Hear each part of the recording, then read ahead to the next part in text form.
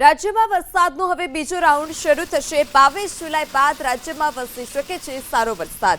હવામાન નિષ્ણાંત અંબાલાલ પટેલના અનુમાન મુજબ રાજ્યમાં 20 જુલાઈ સુધી છૂટોછવાયો વરસાદ વરસશે।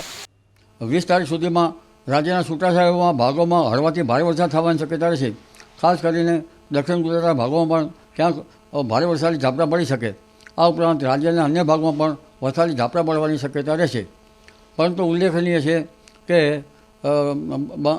એમજીઓ જે છે એની નબળી સ્થિતિના લીધે પેસિફિક મહાસાગરમાં લગભગ ધીરે ધીરે બંગાળ ઉપસાગરની શાખા પણ સક્રિય થશે।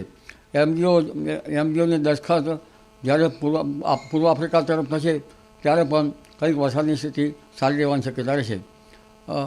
એમજીઓની નબળી સ્થિતિના કારણે ઓગસ્ટમાં સારો વરસાદ થવાની શક્યતા રહી શકે। જો એમજીઓની એટમોસ્ફિયરિક વેવની લગભગ સ્થિતિ હિન્દ મહાસાગર તરફ આવે તો પણ એટલે હવે ધીરે ધીરે વરસાદ થવાની શક્યતા રહેશે। 22 થી 30 જુલાઈમાં રાજ્યના ભાગોમાં સારો વરસાદ થવાની શક્યતા રહેશે।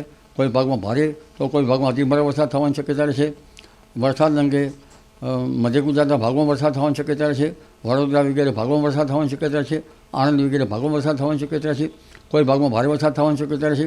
અમદાવાદ ગાંધીનગરમાં પણ હળવા ભારે વરસાદ ઝાપટા પડી શકે ત્યારે ભારે વરસાદી ઝાપટા પણ પડવાની શક્યતા રહેશે।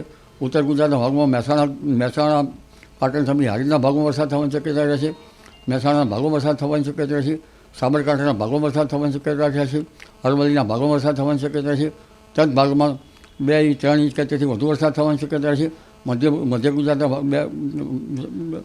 મધ્ય ગુજરાતના ભાગોમાં 3 થી 4 ઇંચ કે તેથી વધુ વરસાદ થવાની શક્યતા રહેશે। પંચમહાલના ભાગોમાં ભારે વરસાદ થવાની શક્યતા રહેશે।